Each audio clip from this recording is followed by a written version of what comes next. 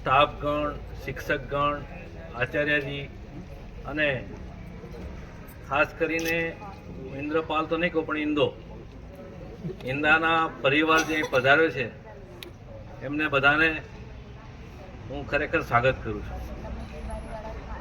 વિદાય અને બદલી આ બધું એક જીવનનું રૂટીન કહેવાય. લાઈફનો વિદાય થાય ને તારે વિદાય સમારંભ રાખવો જેવું હું માનું છું.